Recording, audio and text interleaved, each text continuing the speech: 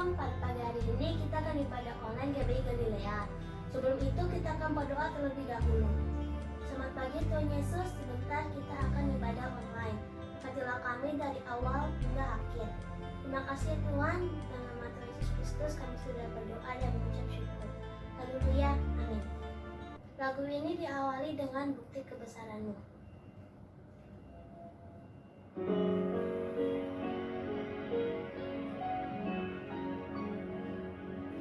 Hidupku menggenapi firman-Mu,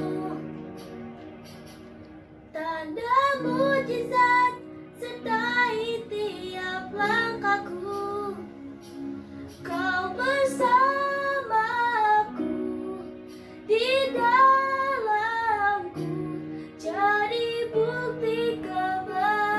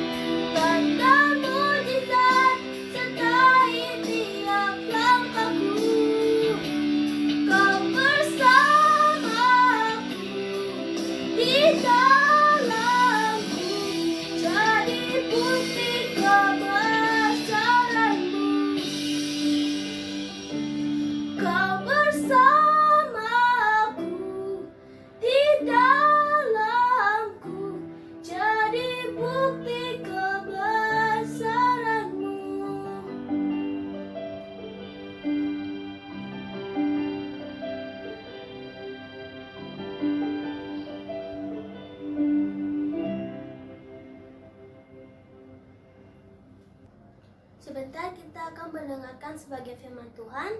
Mari kita bersatu dalam doa. Tuhan, sebentar kita akan mendengarkan sebagian dari firman-Mu. Berkatilah orang yang membawa firman-Mu dan berkatilah kita semua. Amin.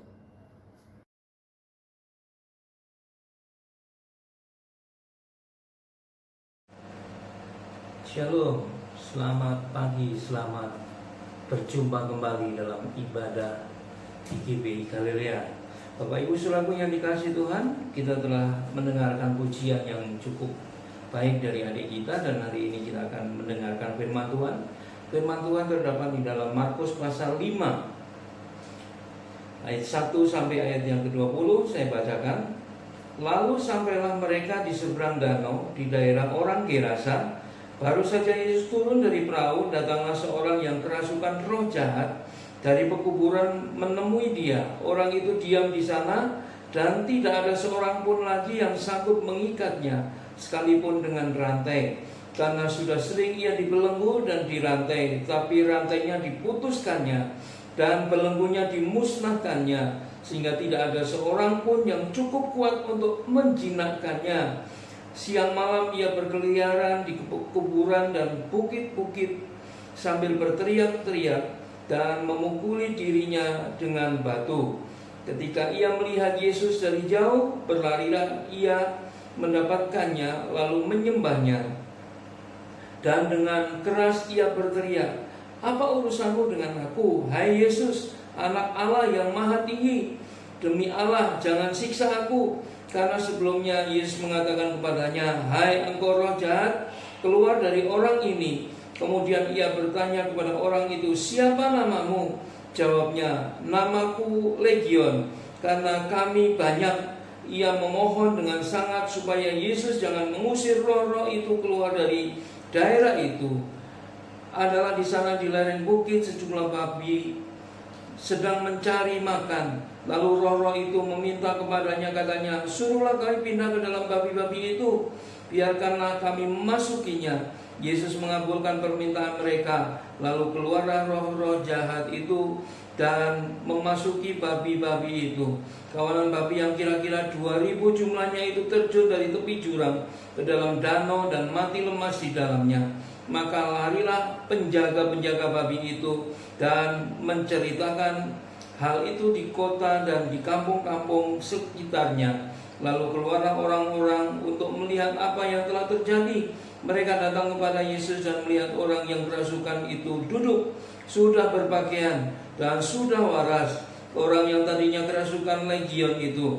Maka takutlah mereka. Orang-orang yang telah melihat sendiri hal itu menceritakan kepada mereka tentang apa yang telah terjadi atas orang yang kerasukan setan itu dan tentang babi-babi itu. Lalu mereka mendesak Yesus supaya ia meninggalkan daerah mereka. Pada waktu Yesus naik lagi ke dalam perahu, orang yang tadinya kerasukan setan itu meminta supaya ia diperkenankan menyertai dia. Yesus tidak memperkenankannya, tapi ia berkata kepada orang itu, "Pulanglah ke rumahmu, kepada orang-orang sekampungmu, dan beritahukanlah kepada mereka segala sesuatu yang telah diperbuat oleh Tuhan atasmu, dan bagaimana ia telah mengasihani engkau." Orang itu pun pergilah dan mulai memberitakan di daerah Dekapolis segala apa yang telah diperbuat Yesus atas dirinya, dan mereka semua menjadi heran. Amin. Bapak Ibu yang dikasihi oleh Tuhan, kita diciptakan Tuhan itu lebih berharga dibandingkan dengan makhluk yang lainnya. Ini bandingannya adalah satu orang dengan 2000 babi. Jadi Bapak Ibu selaku yang dikasihi Tuhan, betapa berharganya hidup kita. Orang-orang yang merasa berharga hidupnya, dia akan selalu memelihara hidupnya dengan baik. Dan Bapak Ibu selaku yang dikasihi Tuhan, ketika orang itu berkompromi dengan setan, maka ada sesuatu yang terjadi dalam kehidupannya, bahwa hidupnya tidak terkendali dan hidupnya tidak bernilai, cenderung hidupnya itu merusak. Jadi Bapak Ibu selaku yang dikasihi Tuhan, saya nggak tahu siapa yang kerasukan setan, siapa yang hari ini sedang berkompromi dengan setan. Tapi ada beberapa hal orang-orang yang sedang kompromi dengan setan, orang-orang yang sedang kompromi dengan perbuatan-perbuatan jahat, seperti orang yang ada di Gerasa ini. Ya, ciri-cirinya yaitu saya temukan ada 4 hal ciri orang yang kompromi dengan kuasa gelap, kuasa setan, atau dipengaruhi oleh kuasa setan. 1, ia sering menyendiri dan di tempat sepi. Ini orang yang di Gerasa ini, dia tinggalnya di pekuburan dan tempatnya sepi. Jadi Bapak Ibu selaku yang dikasihi Tuhan, artinya orang-orang yang dipengaruhi oleh kuasa setan, ia susah untuk bisa bersosialisasi. Ia susah untuk bersosialisasi. Kecenderungannya yaitu gampang tersinggung, kecenderungannya ya gampang baper, sehingga dia tidak mau bergaul dengan siapapun. Kalau ada orang yang menyinggung dirinya, dia ke tempat yang sepi, menyendiri, nggak mau bergaul lagi. Jadi Bapak Ibu selaku yang dikasihi Tuhan, kalau kita ini dipengaruhi oleh kuasa setan, cenderung kita ini suka menyendiri dan berada di tempat yang sepi. Dan kemudian yang kedua, orang yang dipengaruhi oleh kuasa setan, yang kedua, ciri yang kedua yaitu tidak bisa dikendalikan. Lihat, dalam bacaan kita hari ini dikatakan bahwa orang yang ada di Gerasa ini tinggal di pekuburan, bahkan dia sudah dirantai dan rantainya itu diputuskan, sehingga tidak ada orang yang bisa mengendalikan dia. Jadi Bapak Ibu selaku yang dikasihi Tuhan, orang yang dipengaruhi oleh kuasa setan seringkali tidak bisa dikendalikannya. Dikendalikan, dinasihati sudah tidak bisa. Cenderung hidupnya itu semau gue, semau saya mau berbuat apa saja itu baik adanya.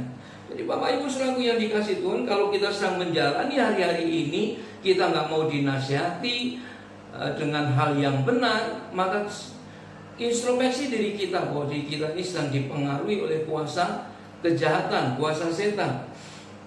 Kemudian yang ketiga, ciri orang yang dipengaruhi oleh kuasa setan yaitu cenderung merusak dirinya sendiri. Cenderung merusak dirinya sendiri. Dikatakan dalam bacaan kita hari ini bahwa orang yang kerasukan setan itu, dia memukul-mukul dirinya dengan batu. Banyak orang-orang hari ini yang terlibat dengan narkoba, terlibat dengan hidup yang tidak baik, mabuk-mabukan, sering kedugem, ya sering bergadang, cenderung merusak diri sendiri. Dan hal ini harus kita sadari bahwa kita ini sedang dipengaruhi oleh kuasa kegelapan, kuasa roh setan. Jadi Bapak Ibu selaku yang dikasihi Tuhan, kita perlu Tuhan Yesus. Kemudian yang keempat, ciri orang yang dipengaruhi oleh kuasa kegelapan, kuasa roh setan, yaitu telanjang. Ya, telanjang. Telanjang memiliki arti tidak memiliki rasa malu. Hidupnya cuek, masa bodoh, tidak punya rasa malu. Dan ini yang terjadi atas orang yang dipengaruhi oleh kuasa setan, kuasa kegelapan. Kita nggak memiliki rasa malu, ya. Hidupnya masa bodoh amat, ya, dengan kehidupan saya. Ya, dia melakukan hal yang nggak baik juga bodoh amat, saya nggak malu dengan tetangga sekeliling saya. Dan 4 hal ini yang saya temukan ketika kita ini dipengaruhi oleh kuasa setan. Dalam bacaan kita hari ini yaitu kita seringkali menyendiri dan berada di tempat yang sepi. Itu yang ke-1, artinya kita tidak bisa bersosialisasi dengan teman-teman kita, dengan tetangga kita, dengan famili kita. Dan kita cenderung baperan, gampang tersinggung, dan kita mudah untuk kita ini menjauh dari keramaian atau dari perkumpulan. Kemudian yang kedua, tidak bisa dikendalikan. Hidup cenderung semau gue, semau saya. Apa yang saya perbuat itu baik adanya. Dan saudara tidak bisa dinasihati oleh siapapun. Bahkan pendeta pun nggak bisa menasihati saudara. Dan kalau ini terjadi atas hidup kita, waspada bahwa kita ini sedang terpengaruh oleh kuasa setan, kuasa kegelapan. Kemudian yang ketiga, seringkali kita merusak diri kita sendiri. Orang yang terpengaruh oleh kuasa kegelapan, kuasa roh jahat, yaitu cenderung merusak dirinya sendiri. Seringkali kita terlibat dalam narkoba, terlibat dalam kemabukkan, ya, dan cenderung kita ini membuat hidup kita ini rusak. Bukankah kita ini adalah bait Allah, bait Roh Kudus, yang Allah itu tinggal dalam kehidupan kita, ya. Jadi Bapak Ibu selaku yang dikasihi Tuhan, mari biar kita ini bangun diri kita, jangan merusak diri kita. Bangun diri kita, ya, bangun batiniah kita, bangun perhiasan hidup kita, sehingga kita ini akan menjadi orang yang berharga. Kemudian yang keempat, orang yang terpengaruh oleh kuasa setan, yaitu dia merasa telanjang. Telanjang artinya tidak tahu malu. Orang-orang yang hidupnya ini sembrono, hidupnya ini nggak mengikuti aturan-aturan lingkungan, dan hidupnya ini cenderung memalukan diri sendiri, itu berarti kita ini sedang terpengaruh oleh kuasa kegelapan. Sehingga kita perlu roh Tuhan dalam kehidupan kita. Kita perlu Tuhan untuk memperbarui hidup kita. Kapan kita perlu roh Tuhan? Ketika kita ini mengalami hal seperti ini. Kita seringkali menyendiri, tidak bisa dikendalikan, tidak terima nasihat, cenderung kita merusak diri kita sendiri, hidup kita sia-sia. Ya, ada orang yang mati sia-sia. Ya, kemudian kita merasa telanjang, tidak tahu malu dengan keadaan diri kita. Ini kita perlu Tuhan. Sadari saudara, perlu Tuhan. Mungkin saudara sudah percaya Tuhan Yesus sudah lama, tapi saudara nggak pernah datang kepada Tuhan. Hari ini melalui firman Tuhan ini, saudara ditegur, dinasihati untuk saudara kembali kepada Tuhan. Temui Tuhan Yesus, karena Tuhan Yesus sanggup melepaskan pengaruh-pengaruh setan itu dalam kehidupan saudara. Karena Tuhan Yesus sanggup mengusir kuasa kegelapan itu dalam kehidupan saudara. Saudara adalah orang yang paling berharga di mata Tuhan. Saudara adalah orang yang diciptakan berharga di mata Tuhan. Saudara mahal harganya. Ya, jadi hari ini bandingan saudara itu 1 dibanding 2000. Ya, 1 dibanding 2000. Betapa mahalnya harga hidup saudara. Dan hari ini mari kita perbarui hidup kita, karena saya yakin Tuhan sangat mencintai kita, mengasihi kita. Tuhan Yesus sangat mengasihi jiwa-jiwa manusia, jiwa-jiwa orang-orang yang percaya kepada Tuhan. Tuhan Yesus tidak pernah mempertimbangkan 2000 babi itu dibanding dengan 1 orang yang dia selamatkan. Ya, orang Gerasa ini diselamatkan, dan itu perlu pengorbanan, yaitu dia harus merelakan 2000 ekor babi itu mati, ya, dan harganya mahal. Bapak Ibu saudaraku yang dikasihi Tuhan, melalui firman Tuhan ini mari introspeksi diri kita, karena Tuhan sangat mengasihi kita, Tuhan sangat sayang kepada kita. Betapa berharganya hidup kita.